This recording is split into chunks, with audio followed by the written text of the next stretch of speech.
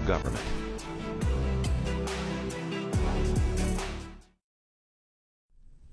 Comedian and activist Jon Stewart and Deputy Defense Secretary Kathleen Hicks took part in a discussion about the human impact of military service, transparency with the media, care for veterans, and the Pentagon's auditing process. This was the keynote event of a symposium co-hosted by the University of Chicago's Harris School of Public Policy and the Warhorse News. It's an hour and 10 minutes. It's been an incredible day of thought-provoking conversations inspired by the Warhorse's award-winning journalism and the Harris School's white paper about how military news deserts threaten national security. We've explored the intersection of journalism and public policy while promoting discourse and civic engagement about military and veterans issues across the United States. Our students have also had an opportunity to engage in this conversation today during a lunchtime panel sponsored by the University of Chicago Office for Military-Affiliated Communities and the military-affiliated students of Harris. The panel allowed a group of military-affiliated University of Chicago students and other students from across the U.S. to explore themes of veterans in higher ed with Secretary of Veteran Affairs Dennis McDonough, retired U.S. Air Force Major General and former POW John Borling, and U.S. Army veteran and Medal of Honor winner recipient Jim McClone. Now it's my pleasure to introduce Thomas Brennan, who's the founder and executive director of the Warhorse News. Thomas is a veteran of the United States Marine Corps and served as an infantryman in Iraq and Afghanistan before studying investigative reporting at Columbia University's Graduate School of Journalism. His reporting has appeared in Vanity Fair, the Center for Investigative Reporting, and the New York Times. Thomas is the recipient of the Fourth Estate Award, the Edward R. Murrow Award, and the prestigious Robert F. Kennedy Human Rights Journalism Award. Please join me in welcoming Thomas Brennan.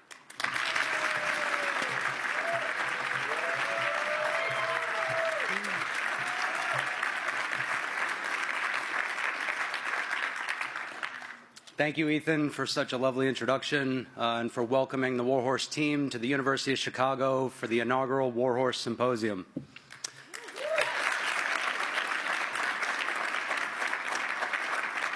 Today has really been a truly incredible day, and I'm grateful for all of the guest speakers who all volunteered their time to be with us today. I'd also like to thank the Harris team, the Office of Military Affiliated Communities, the donors and sponsors who made this day possible, and my fellow teammates at the Warhorse.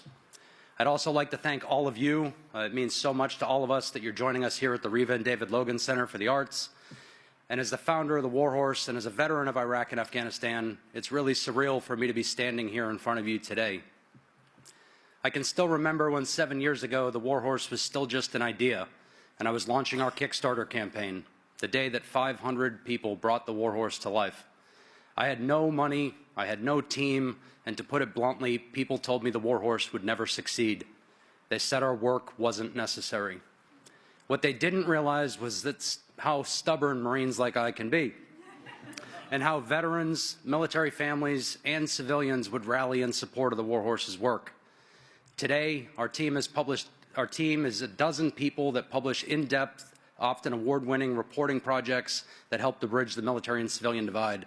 We've also hosted writing seminars where we've trained 60 veterans and military family members and have published hundreds of reflections that serve as the emotional cornerstone for all of the work that we do. But more than anything else, I'm proud that our newsroom team is not only earning, but maintaining the trust of our growing audience. During today's symposium, we've heard from legendary journalist Bob Woodward and Medal of Honor recipient Flo Groberg. We've also heard from national security leaders like Michelle Flournoy and newsroom leaders from the Washington Post, the Associated Press, and Report for America. But the conversation that I've enjoyed the most was between the Warhorse's managing editor, Kelly Kennedy, and VA Secretary Dennis McDonough. In 2008, Kelly, a Desert Storm veteran herself, broke the story about burn pits. For years, she persisted, and her dogged reporting inspired the biggest change in the history of VA healthcare. In short, Kelly's reporting is the proof of concept for why military reporting matters, and it demonstrates the value that veterans and military families can bring to newsrooms across our country.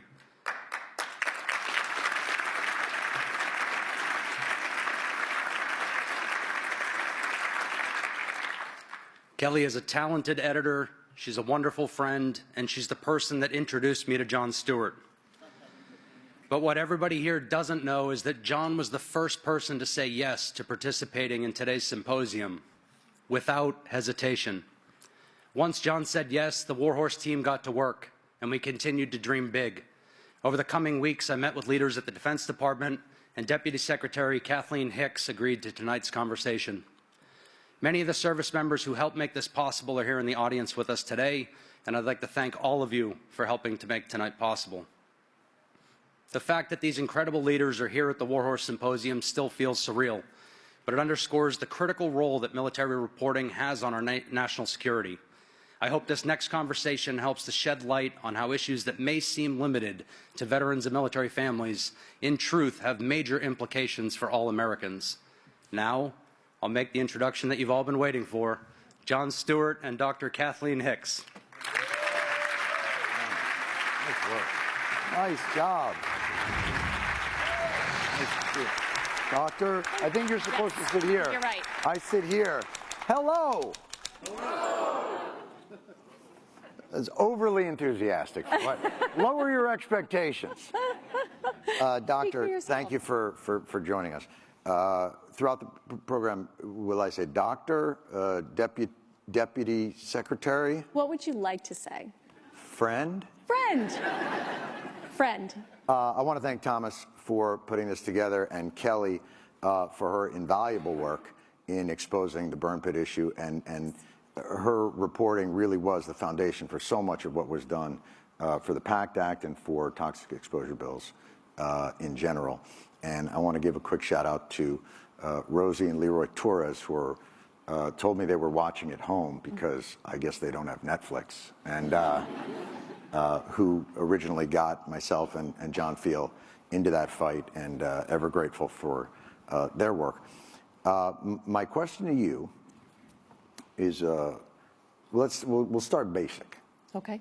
So you were with the Department of Defense. That's correct. All right, and that from now on we'll call that DOD. Okay, I'm good with that. The Pentagon. So obviously the Department of Defense has a complicated relationship with journalism and reporting. And Thomas's mission, and the mission of the people at Warhorse, is to make the Department of Defense more transparent, more accountable, and more accessible for the general public. So I guess the first question would be, why are you here? What do you hope to accomplish? Oh, absolutely. Well, first, I'm thrilled to be here, and I also want to thank Thomas and certainly you for, it sounds like, signing up so early on to help the effort. To be fair, I am not busy and lonely. So I just when he said... Nevertheless. When he asked, I was just like, I happen to be free that month. So here's the reason. I don't think we have a complicated relationship with the press. I'm going to stop you there. The United States military is about defending the Constitution, and the free press is part of the Constitution. If you go into the Pentagon and you walk the halls, you'll find that we make space available and fully used by the press. If you take a trip with the Secretary of Defense, you'll find the press is on that trip.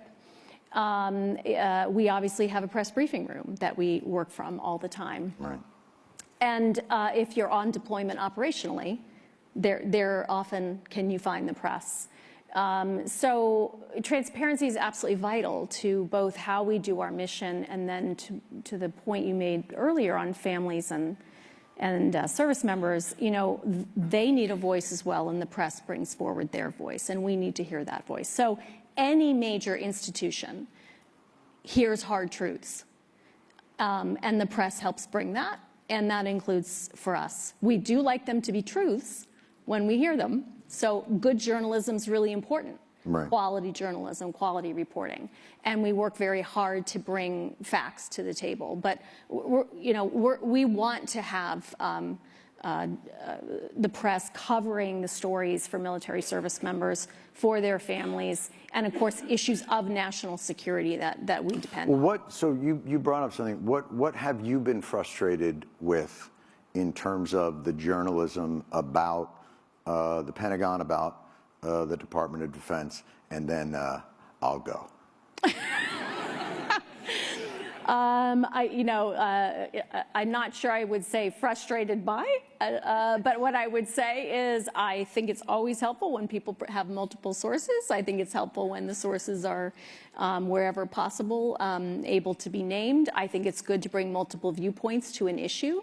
Very basic levels of journalism that we don't always get to see. And I think, again, I don't think that's about what we see in the Defense Department. I think that's a broader issue for the nation. Right. And I think, You'll go. Yeah. So, along with Kelly's reporting what Warhorse does, part of what a military is a narrative. Yeah. They're selling a story to not just its own citizens, but to the world, and oftentimes that story is manipulated. This is about how the Pentagon and the Department of Defense, as much as they would say we welcome good journalism, I have not found that organization. It's as guarded in my mind as movie studios. Do you know what I mean? In the sense of, I don't know what you mean, but I will take your word. Yeah. Movie studios are really guarded. But in the sense that the hard truths are not necessarily beneficial to the military's mission. And I'm not just talking about Geraldo drawing, positions of troops in the sand as he stands astride a Jeep. I'm talking about Kelly's reporting on burn pits, which was resisted at the Pentagon and the DoD for years. It was really difficult to get the right information. And by the way, still to this day, we've had a hard time getting the proper, honest truth about what the testing was at those burn pit sites and what the exact things that go in there and what records they had on soldiers' medical conditions. So, and I understand the official position of the Pentagon is we welcome good journalism and we try it. But I know for a fact there are layers of people there that stand between journalists and information, and they do so purposefully.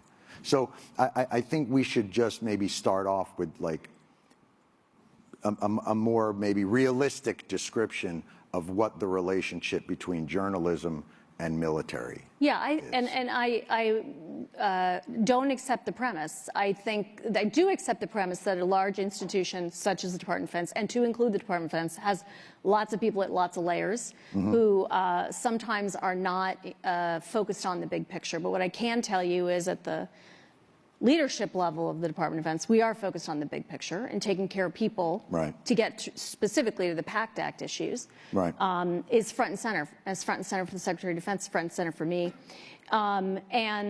We absolutely, first of all, greatly applaud the PACT Act. The President, I think, rightfully called you out specifically for the work that you have done to bring that to light. Again, this is also part of what good journalism can do. Bring issues to light, get actual policy changes in, and then we can act on those policy changes. Are there, sources of resistance at times to any change, to the policy change in particular? Absolutely, and that's part of my job, is trying to work through that and push the change down into the system. Sure, and it's not to suggest that there's something incredibly, but even for instance, we just saw something today where the White House released a report on the Afghanistan drawdown. Now, they have a narrative that they would like to, and it is an administration line, and Warhorse and journalists are there to permeate that narrative so that we can get a more clear-minded truth to that. And I don't mean to be argumentative, but I think to suggest that the Pentagon embraces that is not actually so accurate. That they are there, especially the political arm sometimes, or the entrenched bureaucracy, but they are there to tell a story. And that story is generally more flattering to the military and not, you guys, there was $10 billion on a pallet in Kandahar, and we don't know where it is. Like, that's not, they resist that. I don't think that's being argumentative by suggesting that the Pentagon is not particularly embracing of those narratives. Yeah, and I have not argued with you. I'm simply saying to you that I think all institutions, including whether it's the Defense Department, an administration, or others, they have to have that sunlight and transparency that journalism You think it's helpful? I think it's helpful, and I think it's healthy. And of course, there will be differences, as there is in journalism itself, around where the narrative ought to fall along the facts. But I'm very confident about the focus we have at the top on trying to make sure that transparency can come in. That's excellent, and it's good to hear, because it hasn't been that way for got to be 250 years. So it's good. It's good that we're making that course correction. The good news is we didn't have a Defense Department until 1947, so I'm quite confident that it's not 250 years. I stand corrected. Back to the fact-checking. Yes. No. These are things that would be helpful. Very, very wise. What, in your mind, with this embrace, what would you say are the crucial issues then that you would like to see journalists digging into in terms of the Pentagon?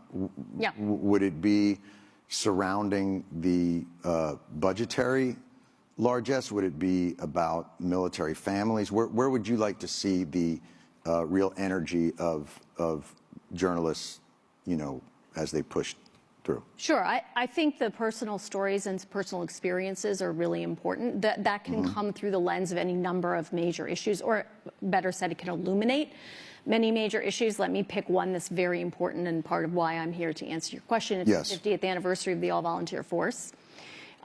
We used to, folks will remember, have a draft.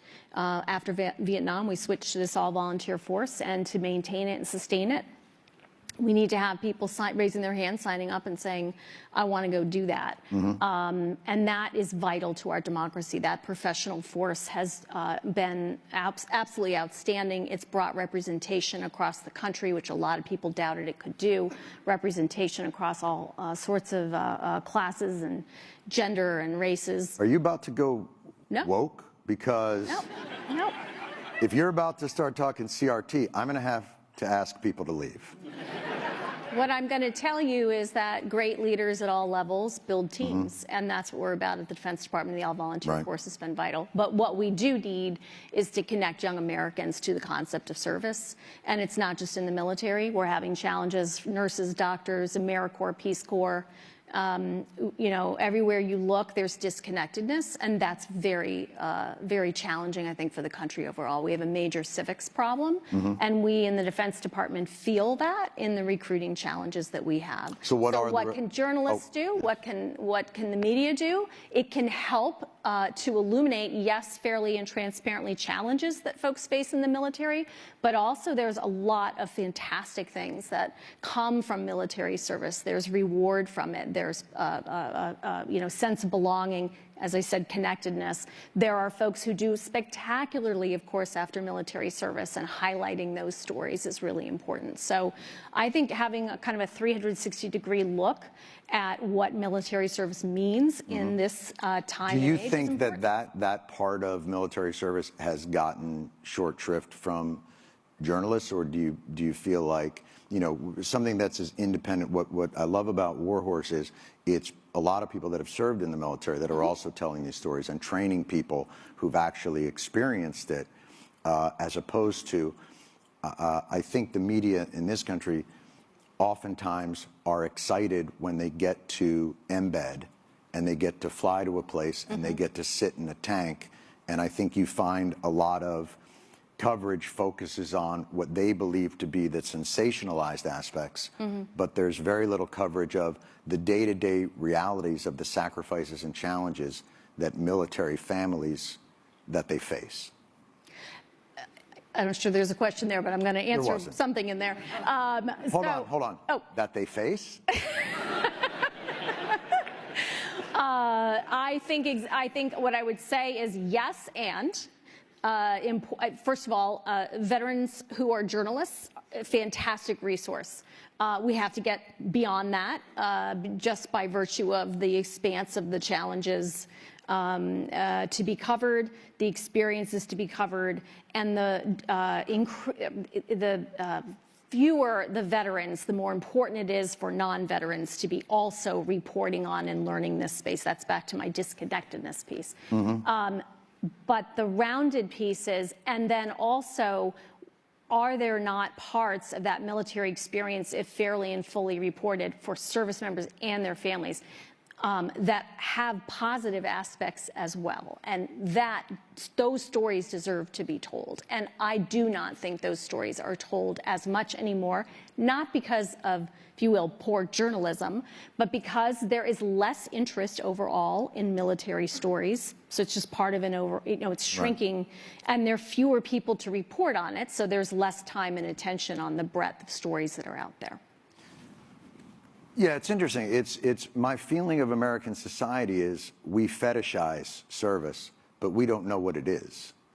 We know that at football games, oftentimes they'll bring out a veteran and everyone will stand and applaud. But, when you talked about the all-volunteer Army, it is I think, incredible that you can get such a vital fighting force or such a vital from all volunteer. But there's a dark side to that. And that is that the burden of military service and their families are borne by a very, very small percentage of this country. And they're not aware of the challenges and sacrifices. And as a political reality, one of the things that ended the Vietnam War, that made it so that our political leaders couldn't misuse the human capital that are the veteran population, is that it was a shared burden. Sure. An all-volunteer Army is, I think, as we've seen over these last 25 years, more easily manipulated around the world with not as much political blowback. I think the United States has to be a responsible power, and that includes how it uses its military forces. We can't do it casually, and we can't do it without humility. Starting now. Well, I think starting before now, but now is good too. I think that's an unassailable value that the United States needs to carry forward. We still have selective service. I wish to remind you, if the United States were to go to a major conflict. Are you breaking news? I am not breaking news, no. We have reserve components we pull in, and we also always have that selective service out there. I say that only because I don't want people to think the all-volunteer force is sort of alone when the United States has to make major decisions. They don't stand alone. That said, your fundamental point is correct, which is we have a smaller portion of the American populace involved in the military. Nothing inherently wrong with that. But we have to take a lot of cautions because of that. We have to connect it better to society. People need to understand the service. The more people are focused on service in general, the more military service has resonance. They understand it better. Mm-hmm. And again, I think the media, journalists, have a great opportunity here to help us build some of that civic connection. No, I think that's right. And I think, one of the difficulties with that has been, in my experience, that the Department of Defense, there's a strange disconnect between that and Veterans Affairs. That it's almost as though they don't particularly realize that all the military operations then create, the veteran populations that sort of suffer, and our government doesn't fund them in the same way. My point being, for instance, DOD has a computerized system that doesn't talk to the VA system. They literally, one is Alta and one is Vista, and I know they've spent billions to try and correct it, but it's still a really difficult thing. So I think we can have the aspirational part of what you're saying, which is we have to get this story out to the American public, and it's a real sacrifice. But the truth is, in the internal bureaucracies, they don't even communicate that well to each other. So we work very closely with VA. I was just over at North Chicago today with the acting VA deputy, focused on electronic health records. So I'm not sure why the premise is that the Defense Department somehow is doing something to VA that's preventing us It's not coming that they're- together, it's but not I that think they're there's a lot necessarily of focus doing on it. trying to get to that common Right. electronic health record. And, you know, our But they chief haven't. information officer, okay, Right. that's something hard to work on. I mean, we've been in two years. I know Secretary McDonough was here earlier today. I know he's working hard on it. Secretary Austin's working hard on Right. it. You know, But it's this, if I may, and Yeah. again, I'm not trying to be argumentative, but that feels defensive to me in a way that I don't think the question was posed. It wasn't about blame. It was about Well, reality. It was about the idea that- if you've played yourself back, what you said is basically how did DOD do this to VA? So that's why I was trying to understand why it comes from that. Jon, where is this coming from? Let's talk about your childhood. There's something in there. There is something here about DOD that I was is coming abandoned through. by my government at a young age. And hung out to dry. Look, I don't think I'm telling you anything that you probably don't already know, and it's not about, like, I don't think it's a terribly aggressive point to make, that we have a military that I was in Afghanistan sitting in a tent watching Eyes in the Sky with drones that looked out over a 3-mile period that could pick a guy off of a motorcycle without knocking over a street sign next to him. And so the idea that we have the money to make those toys and not the money to make veterans coming back from American wars who are suffering toxic exposures not have an IT system that works. Well, somebody is responsible for that. Absolutely. And so to suggest that the poor DOD is being picked on because they haven't come up with a system of information technology that allows people that come home from war not to have to tell their story over and over again to people writing it down on loose leaf paper, that's not a crazy thing to ask. We are merging those health records right now. I just went to the pharmacy today at North Chicago. That merger is underway right now. So understand the frustration. The care of veterans is vital to our ability, right, to have a social compact with anyone who serves. Absolutely uncontested. That is absolutely true. We in DOD absolutely have a responsibility to advocate alongside our VA colleagues for what VA is trying to do and to make this case of continuous service. When someone comes in on our end, if you will, up through recruiting, part of what we're recruiting them into is a lifetime of a social contract, and VA's at the other end of that. So we work really closely with VA, and they're doing incredible work to advance, you know, electronic health records, but also, most importantly, the quality of care for our veterans, which is tremendously improved. So what is it then in your mind that holds that project back? Like, why is it? Let's just take the electronic records. You know, this is something we've heard about for more than a decade.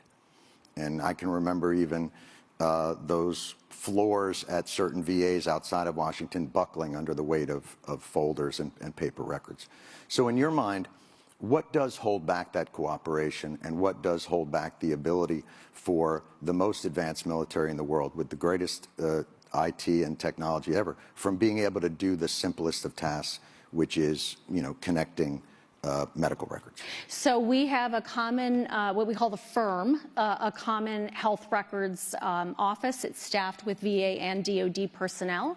And they are working, as I said, they were stood up relatively soon before we came back into office in this administration. And we are working to merge those. We will have those merged in the coming, I think, year. On the DOD side, we have a contract approach that is about 90% done for electronic health records for the DOD side by June of this year. On the VA side, I think they have had more struggles. I think they would tell you. I will leave to Dennis and his team to talk about what their challenges have been. We have worked very closely with them to start to try to overcome their challenges. We're giving them a lot of assistance. An example of that is we have a chief information officer at DOD, very talented, John Sherman. We've put our chief information officer with their chief information officer to start working with them on the backbone of their IT. So those are some of the things that we are doing. And as I said, we certainly work to advocate with them in Congress. They have a different set of committees, as you're well aware, to make the case that they need that capability. So in your mind, is it a bureaucratic issue? I think it's a timescale issue. I think it has been a bureaucratic issue, for sure. I don't think it is anymore because you have at the top of VA in Dennis McDonough and at the top of DOD in Lloyd Austin, two people who are going to make that happen. But those guys are political appointees, and depending on We're not that far off, yeah. So, okay. Would you consider it a problem then that that it basically depends on the political appointee at the top of a really expansive bureaucracy to get that done, and with the wrong? So is that a fundamental flaw Of our democracy to have political appointees political over large? that are coming in every 4 years to work on bureaucratic issues, as opposed to... You have civil servants. In the case of the Defense Department, you also have military officials who are more enduring, if you will, than political appointees at the top. I would say, first of all, Congress appropriates the money, so the executive branch executes the money. So the conversation is not just about how... Right? No, I saw that cartoon. I remember that. Yeah, it was a really good one. I mean, where Schoolhouse Rock went, I do not know. We have a civics problem, America. Bring it back. It's a good one. Well, so you absolutely need Congress, first of all, to help kind of set the tone and the resources and then the execution. I on balance believe it is best to have political appointees at the top of institutions because you drive change in that way. How resistant are those bureaucracies? They can be very resistant. You can break through. How resistant is DOD? It depends on the issue. Yeah, I think. How about electronic records? No, not at all. Not at all. I just told you we're 98% implemented by June. I can remember this issue from like 2005. So it's like it's been a while. Yeah, sometimes it's hard when you're in that position. But let's flip it to we talk about resources. One of the frustrating things in the PACT Act was Congress and DOD, those budgets. We've had 20 years of war. There was a Washington Post editorial. It might have been yesterday or the day before. And the thrust of the Washington Post editorial was, we've got a problem. And the problem is a ballooning budget for the VA through toxic exposures and through disability payments. And it was kind of wild to read because what it said was, since 2001, the VA budgets have exploded. And you were like, yeah, what happened then? Is that the Yankee Met series? What? And it was a weird disconnect that 20 years of war, and this is getting back to what I was talking about earlier, that 20 years of war creates 20 years of veterans. Veterans that are going to be going through some of the most difficult challenges of just reintegrating into a society, and then also having all of these wounds that, to be fair, before these last two really good political appointees, was a adversarial process for most veterans, made more difficult by an unyielding bureaucracy. So these folks come back from a war where they are forced to be their own lawyer, doctor, advocate. Their families are their caregivers. The pressure that had already been put on them. So you have all of these different challenges, and then you have a journalism status quo machine that is somehow suggesting that the veterans are the ones exploiting the system rather than the system exploiting their sacrifice. And I'm just wondering if we're talking about recruiting and making an all-volunteer army more strong, isn't that something the DOD should be fighting tooth and nail to debunk? Again, DOD absolutely has a dependency on veterans having the quality of health care they need and having the quality of life they need. No doubt about that, and we are constantly working with VA to advocate on their behalf because it's that wholesale cycle, period.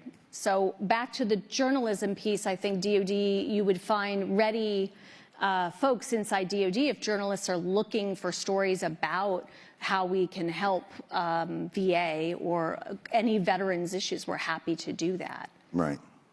So it's not, in your mind, it's really more a question of, again, getting back to maybe the lack of understanding from the public about that, because one of the issues is that we faced was the Pentagon's reluctance to have money that could have been used for force readiness. There's sort of this idea that it all comes out of the same pot, as opposed to two separate pots. In other words, like... Oh, you mean you would wanted to create a pool of money, or like an authority that would have allowed... Well, yes, but the idea that the veterans are exploiting this system that actually just wasn't planned for. In other words, if the Congress gives you $850 billion to go to war every year for a lot of years, and then the veterans have to fight for $20 billion on the back end, and there's resistance within the Pentagon that money may come out of their... That's the piece I would say. Again, I can only speak for this administration, and that is not a concern that we have. We are not trying to take money from VA, deny money from VA. We don't have... I am probably more than anyone in the Defense Department engaged in budget discussions, and I can assure you there is no trade-off that we are making between DoD and VA, period. Right. So there's no sense of within the bureaucracy that they have to protect. You know, in terms of, like, for instance, the Pentagon. This is going to sound bad. All departments have to pass an audit. Yes. Yeah. And there's really only one that hasn't. That would be ours. Yeah. Bingo. Yeah. So why? Yeah, you and I talked about a little bit backstage about really, what most people would find very boring, but I think we were excited to talk about business systems. And DoD doesn't have the kinds of backbone business systems that collect data in a way that can allow you to pass an audit. So that's a high priority for me. We've been making sure we're investing in those systems. But it's probably a 10-year process. I understand, but you do realize, like, to an audience of Americans. Sure, like, I completely agree. Crazy. I completely agree. Completely agree. Yeah. High priority. All right. Big investments in the last several years since this administration. How about this? Let's remove it out of that. Let's talk about. I'm trying to get to a different answer. The idea of, like, so why is it, forget about the political appointee. Okay. Why is it that this organization that is the most well-funded department out of anyone in our government can't pass an audit and doesn't have a calculator? So it's a big answer again. I gave you the IT backbone, but the scale is massive, right? So that's your point. Clearly, your point is you don't like the defense budget, which is fine. My point but half of that, of course, goes to support the very people, directly goes to support the very people that you're interested in making sure get, well-fed, well-trained, well-equipped, and all of that. Half of it's just salaries and benefits, right? So we can have a defense budget talk if that's really where you want to go. But under the guise that you want to talk about audit. I wouldn't mind going there. Okay. Under the guise that you want to talk about audit, the answer is an organization of this scale, there is no comparable for trying to develop an audit like that. We have dozens of different specific audits we then have to pass, and so pulling each of those forward. We do have some of those have clean audits, learning from those, getting those IT systems in and accountable, and then spreading it across the department. That's sort of where we are. Yes, it is going to take a long time. I believe we should be there.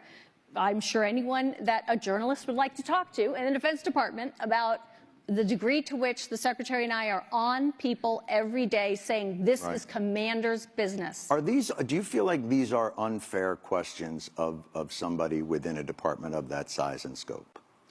Do you feel that I it's somewhat think unfair? you have a particular thing you really want to talk about, and you're asking me other questions. But I don't think it's unfair to ask me about the audit. It's absolutely the case that the United States military should be able to pass an audit, and we've got to be on that pathway to get there.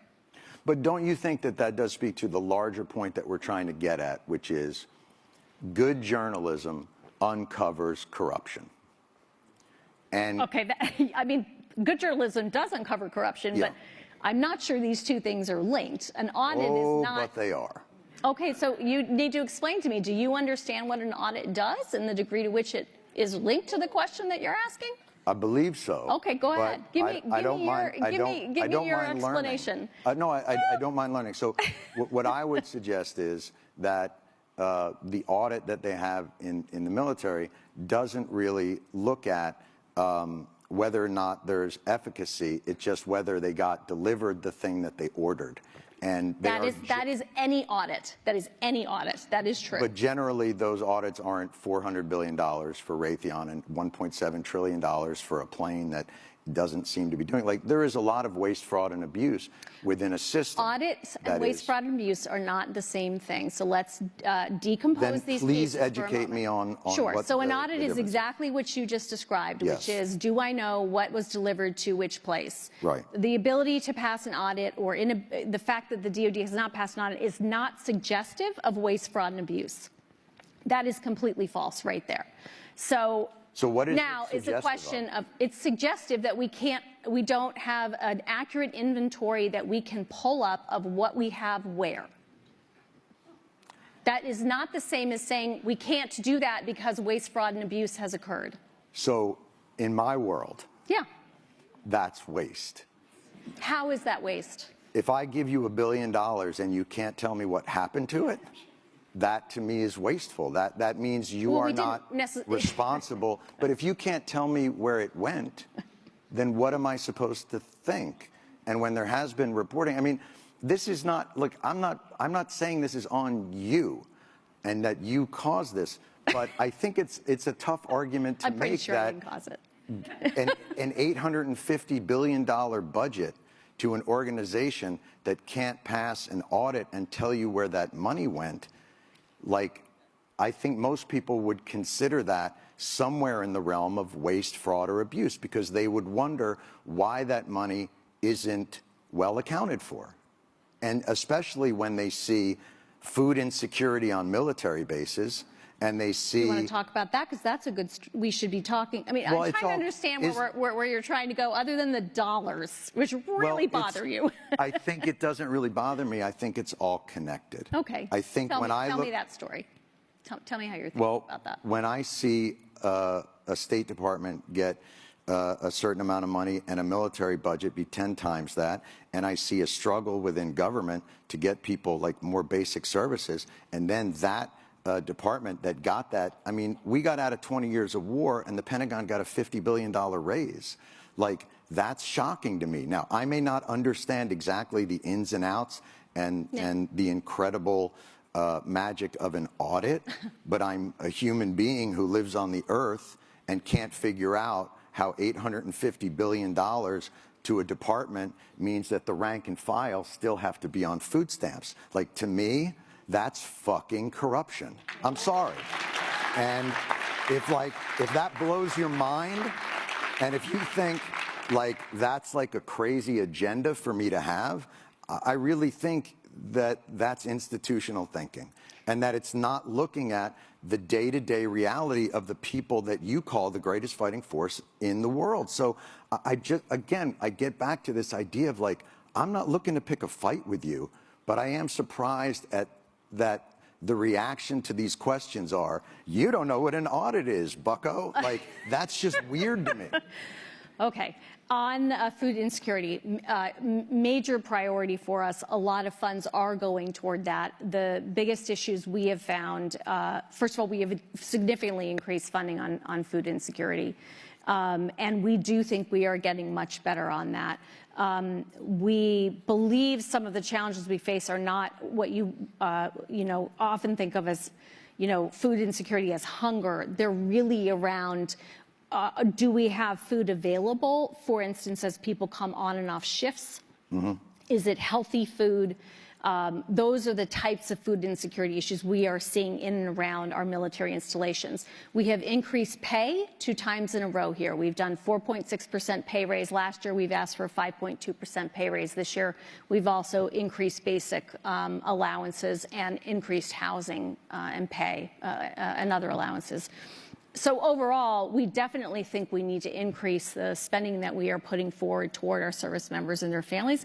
We're putting our money where our mouth is. Another big area is childcare. Spending a lot more money on childcare. That includes both childcare facilities, and it includes benefit that allows folks to go out on the economy to get childcare and have that subsidized by the government. Those are all examples of ways we're trying to put money forward for our service members and their families. Is that the kind of thing, too, that, like, in a change of administration, could that go away, or is that made more permanent into the structural system? The pay raises are in law, so those don't go away. They can only go up from there. Certainly same thing on any kind of child care institutional development that we've done, for instance, new centers and things like that. The things that are more malleable tend to be what goes up and down with inflation. So we have some allowances that are based on inflation. Do you think they'll be adding more presumptions to the toxic exposure bills? Is that something that you'll be working with VA on to see if they can continue to add to? Happy to work with VA on that. I have not been aware of any things that are missing, if you will, that need to be added on. Happy to work with them on that. But I went to a PACT Act fair just a week ago in the Pentagon. We're enrolling folks all the time. We're taking active duty military, so they're not veterans, in other words, and we're saying, hey, start to look at this, start to see how you can enroll. A lot of advantages to getting that military community signed up now.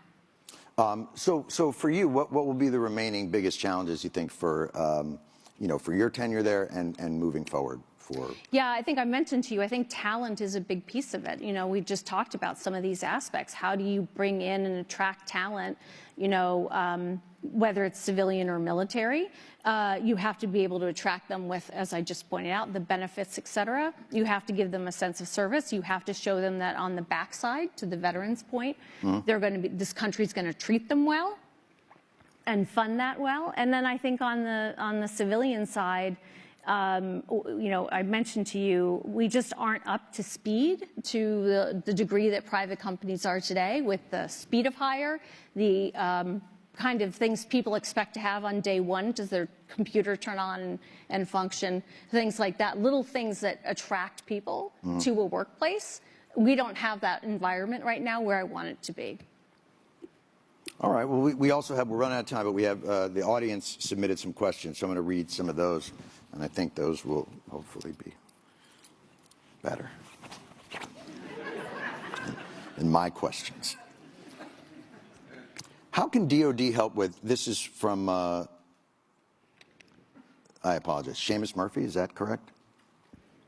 Is that Seamus? All right, here we go. This is your question, Seamus. And your handwriting is fantastic. How can DOD help with veteran transition, skill bridge and mandating that sort of thing, internships and such? Sure. So Skill Bridge is a program that we run that does exactly that transition, tries to bring folks in, make sure that they have the skills they need before they leave the DOD side.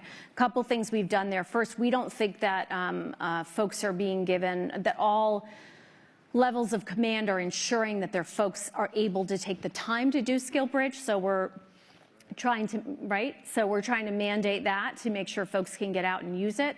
We also have expanded the time frame in which DoD services are available to folks who are transitioning out to kind of ease that period of time. So it's not like you move out of our system and directly into the VA system if you aren't ready or you haven't done all the paperwork. We've extended that period of time. But a lot of these transition assistance programs are really important, I think, to make sure that our folks, if we're gonna say you come in here and you're gonna do well out the other side, we have to invest in those transition programs all the way through. Do you think that is a major frustration for folks that get out, that the support system is, it's also a population that's relatively stoic and oftentimes doesn't want to. We found that with the PACT Act stuff that there was a sense of like, I'll be fine, do it for somebody else. That it's sometimes difficult for them to reach out and take advantage of certain benefits and programs. Yeah, I do think it's part of it is that can-do attitude where people don't reach out for the help that they need. I do think we're trying to change. The culture overall is changing societally. I think we're bringing the military culture along to really be willing to raise your hand and say, hey, I need some help, but also bringing it to them so they don't have to ask those questions. SkillBridge is a great example, making sure that folks just are put into that cycle, given the time off from work in order to go do the coursework that needs to be done, take on the experiential. We have some experiential learning approaches with companies, for instance, that folks can do through SkillBridge, and that's really important as well. All right, here's a good one. Seamus, is that what you were looking at? All right. Seamus! I'm sorry, Seamus, if I didn't get you home for your Passover Seder tonight. Seamus obviously is a Hebrew, right? This is Passover. I am doing this on Passover. I want to make that clear. How do we stay dedicated to and faithful in entities like the government or military while recognizing their flaws? And this is from Keenan. And I think that was getting to a little bit about what I was saying is I think sometimes recognize and being open to the flaws of something is almost a healthier way to attract and retain people than the kinds of sometimes more not recognizing them. So what do you think of that? Yeah, I started off with that. I think you have to have a lot of transparency and ask hard questions. And I think good journalism does that. I think good engagement overall going out, not just the journalism, but our ability to communicate and engage publicly in ways that acknowledge it's going to take 10 years to do an audit, for example. Those are important. I agree. I think people can sense particularly in the generation that we're trying to attract now, they don't have a lot of trust in institutions. And all the I think everybody knows that, but certainly polling reinforces that. So making sure that you can speak to both the value that the institution can bring, what it can do for them and their families, how it can feed something in them. And I think that's how the question is phrased, how you can have this sense of mission and purpose, but also really acknowledge that you've got to get better. I think that's the core of it. Is that something, do you think that the wars in Iraq and Afghanistan and the way that they ended, maybe not a mortal blow, but how big a blow was that to the credibility of institutions like our government and the military? And how difficult does that make your job going forward in terms of rebuilding that trust? I think the reality of the U.S. experience of the last 20 years of war has been very challenging in terms of, you had a generation that 9/11 really excited to, if you will, got it energized to want to serve in all kinds of ways. We've seen that on the civilian side as well as the military side. And this is a public policy school. People who are here want to serve. They want to work. So that still happens. But after 20 years of war, you have challenges with the seams that's shown in our society. There are other seams that are rather substantial in our society right now that probably don't trace quite so closely to that. But you bring it all together, and I think we have a really hard time for exciting people into public service, to include military service. Are there other ways you think that those seams can be repaired that aren't necessarily like, I do think there is a loss of trust, but are there other forces at play within there that you think are also need to be looked at? In terms of the rifts in society, is that what you mean? Yeah, I mean, I think I'll just speak to DOD. We find that there's a lot of playing out of national politics. I don't know if you've noticed that in terms of how we operate as an institution, and we just try to keep ourselves focused. I think one of the big things we can do is just keep the eye on the ball of putting out leaders who look out for their teams, who keep their people safe. And that's actually a workplace a lot of people want. We have a very disconnected society. People want to go somewhere where they feel connected, they feel cared for, they know their leadership is going to look out for them. I think that's a lot of what we can do. We can model some of that behavior, and I think that can help more, can kind of broaden out from there. Here's another question. As the government and VA uncover additional presumptive conditions connected to military... Sorry? Oh, I'm thinking, is this related to the one you asked? It may be, yeah. I haven't read these. I'm not prepared. No worries. No worries. They handed me right before it went out. And they're in script, which I haven't read in God knows how long. The bar. I only read things in email format. As the government and VA uncover additional presumptive conditions connected to military service, are you going to continue to advocate for the troops? Oh, that might be for me. Yes. Oh, that might be for you. Yeah. Yeah. No.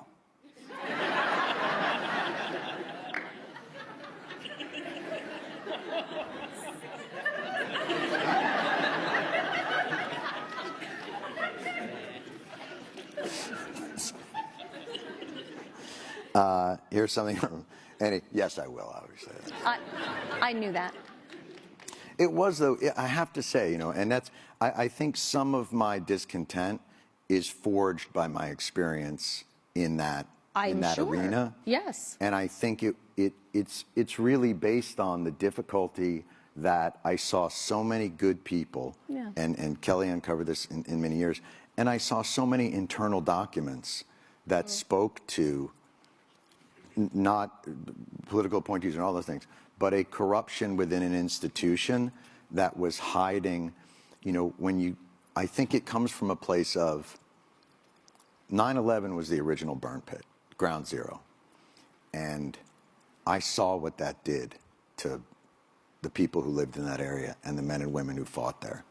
And they were really the first veterans in this war. And it took 10 years to get our government to recognize that breathing on top of a fiery jet fuel burning pit might not be good for you. And the EPA said the air was clean there 3 days into it. And when I saw the same thing happening, I mean, to be honest with you, when I went and visited Iraq and Afghanistan and I flew into one of those places, I thought it had just been attacked. And it was just a burn pit. I thought it was the enemy that had bombed it. And when I found out it was our country's own contractors and that they had sovereign immunity, like this all boils down to me believing that this system was designed to exploit the men and women that they were raising up as heroes. And it brought them home and made them fight against the very government that they had been overseas sacrificing and defending.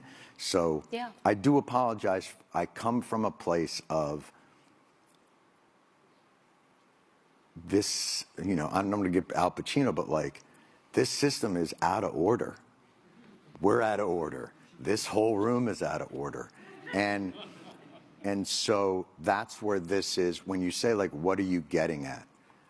Yeah. I think that's what I'm getting at. I think it's what you're getting at, too. And I think you should be incredibly proud of the work you single-handedly... Not proud in the slightest. I provided air support to men and women in the trenches. Proud but here's that what you brought voice I'm to more people sad. who needed voice. I'm of course, because it should sad. never have taken that. That's never right. should have taken that. And, totally agree and with so when I look at an institution, and you're not responsible for it, but I think the questions have always, for me, are how can we make this machine less corrupt and more responsive to those who so desperately want to uphold the values that cause them to join in that sacrifice in the first place. And that's my overarching thought, because I think if you can figure that out, boy, they'll be knocking down the doors to not be part of a war machine, but to be something, to be part of something that they think you want to make this country be something that's worth defending. Absolutely agree with that, yeah. And I think we in the Defense Department own a big piece of that, how to be something worth defending. And so does the rest of society. And I'm not saying that as a dodge. I'm saying that because we're going to be a small percent for all the reasons we just talked about. You know, we're not going to suddenly be 40% of the American public is not going to be in the military. We need to get the whole of society to recognize the sacrifice and to make sure no one is taken for granted and that there can't be corruption that allows for people to be, you know, abused over time. Right. I think that's a really positive place to sort of end on, in a more hopeful place. So I think the conversation would be, in your mind, how do we begin that?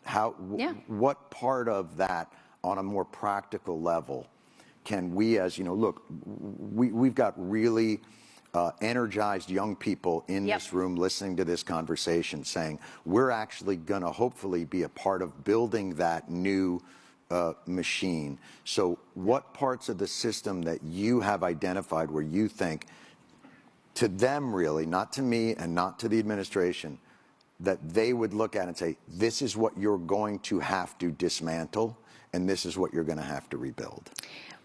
What I would say is there is incredible opportunity for all those students who are out here. I was a public policy student just like you were. I was, by the way, in the Pentagon on 9/11. I sucked in a lot of toxic air myself. And I'm very proud to have served in national security, whether you're national security, health security, public policy, environmental security. You can and you should be making a difference. And you can do that in the way, John, you just framed it, in terms of unearthing problems. You can also do, which we need, and you can do it by bringing new solutions. And that we really need as well. And we need folks kind of to self-actualize and make themselves available, volunteer, do, you know, a federal job, that's great, a state job, a nonprofit job, or just be active in your community. And for those of you who are willing to decide to serve in the military, reserve, active, guard, we can make a difference if we work as a society to bridge those challenges that we've had in the past. Is there something in your mind? I always wondered about this. Is there a way to give the men and women in the military and their families a more equal footing to the lobbyists, to those who, you know, I remember when they were working on one of the military bills, and there were 650 military lobbyists, and there's only 535. Like, each congressperson got their own lobbyists, and I thought, oh, that's the problem with poor people. They've just got shitty lobbyists. That's their. So I'm wondering, is there something in your mind that can help elevate the military spouses and the military families that can allow them better access? How do we democratize that access so that their issues of food insecurity and caring for their spouses and military suicide are given the same audience as, we just developed a laser that shoots out of a tank's butt, like that, you know, like those lobbyists? How do we balance that? And by the way, I've seen the pictures. They're amazing. I think a lot of the questions you're asking, honestly, are beyond DOD. They're beyond my writ on national security. They're on campaign finance reform, and they're on the way in which we write ethics rules, you know, on Capitol Hill, and that is beyond my areas of knowledge. What I will say is there are support organizations, military and veteran support organizations, that we listen to all the time. I meet with, the Secretary of Defense meets with, very active engagement. I do think there are great advocates for military families on Capitol Hill. And, you know, as phenomenal ones. Yeah. I've worked with them. They're tireless. And they're making real changes happen. You mentioned food insecurity before. That's an area. Child care, we get a lot of help on spouse licensure to make sure spouses can, you know, work from, even if they're moving. Reproductive health care, lots of different areas where we get a lot of support from Capitol Hill. So I don't want to paint it all as sort of, you know, not supportive of military families. I come from a military family, and I feel that support, and we see it certainly in the way we're legislated. Very nice. That's pretty much our program. Is there any final thoughts that you would like to impart? I really did welcome the opportunity to come. It is the 50th anniversary of the all-volunteer force. I think, this is the kind of dialogue we have to have, right? We have to be able to talk about the challenges we face as a society and certainly as a military. And we have to be getting better. I think we're getting better, but we need Americans to come along. Very nice. And my final thought to all of you is, and that's why I think an organization like Warhorse is so crucial. It's independent. It's outside of the status quo. It's outside of the system. It can have these tough conversations, but it is not owned by it. And I think, we have a status quo that is making change much more difficult. Power doesn't seed itself. And I'll give you just an example of this. It's something that you would never think of. When we first went down to D.C. to get the PACT Act going, we sat with the For Country caucus, which was all military veterans. And we laid out, Rosie Torres and Leroy Torres, laid out their case. They'd been working at this for 8 years and hadn't been able to get an audience with Congress people. And we laid it out in front of the congressional delegation, and they were very moved, and they were shocked. And they said, "This is amazing." And then they said, "But we're kind of overwhelmed here and pretty busy, so if you guys could write it, that would really help." The legislation. So if you're wondering why things are the way they are, imagine a busy Congress and lobbyists that work for certain industries and those same Congress people going, "We're really busy. So if you could write this, that would really help." It's kind of how we get the laws we get. And it was interesting. We were in a room with all the VSOs and all their partners. And they laid out the PACT Act of what would help fix this problem. And then I sat in that room and I watched them over the next hour negotiate against themselves for what they thought they could get. They sat in that room and they laid out a solution, and then they spent the next hour cutting it down to a point where they thought it might pass. And when I asked why, they said, it's money, and they'll never go with presumption. There's certain things, and they had been so beaten down by this system that they no longer could even dream of the ideal of helping. And when they said it was money, I said, here's an idea for the money. Let's slap a 2% war profiteers tax. Defense contractors get $400 billion. You can leave for this part. They get $400 billion a year. 2% of that goes into a fund so that the damage that is done by our war machine to our veterans will be ameliorated by this pot of money. And they all went, that's an amazing idea. And an hour later, I got a call from a VSO that will remain nameless. They said, yeah, we can't do it. Because guess who funds the VSOs? Defense contractors. So for $1 million, they get out of paying $1 billion. So I think that speaks to the structural issues that we have in the country, the difficulty of entrenched bureaucracies, the incredibly talented and good-hearted and well-intentioned and hardworking people like the good doctor here who has been gracious enough to come down and listen to my ramblings. It's a system that makes your efforts so crucial, but also so difficult. So if I'm addressing those who are going to be a part of this system, it doesn't have to be this way. This is what we made of it, but we fucked it up big. So it would be nice if you guys could fix it for us. And I'll talk to Tom Brokaw about calling you the next greatest generation. Yeah. Thank you very much for being here. Thank you, Thomas. Thank you very much. I hope that was okay. It's all quite well-intentioned.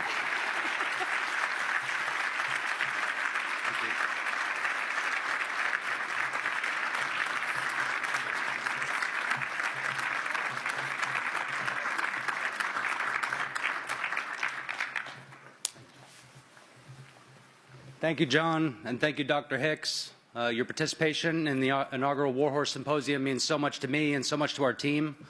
I hope that each of you in the audience today leave this conversation with a better understanding of the human impact of military service and a desire to bridge the military and civilian divide through continued conversation. Like Jon said during his remarks, our country fetishizes service, but we don't know what it is. And like Dr. Hicks said, journalism can help rebuild civic connections that have eroded in our country. Part of how you can help us improve that understanding is by sharing the Warhorse's work. You can subscribe to our newsletter, and you can foster conversations. Talk to your friends and family about today's symposium. Tell your friends about our work. Take action in your community to support local journalism. And if you're able, donate to the Warhorse so we can continue the work that you experienced today. You can help the Warhorse have a bright future, and you can help veterans and military families reconnect with the communities we served. The conversation starts today, but it's up to you to keep it going. Thank you, and have a great night.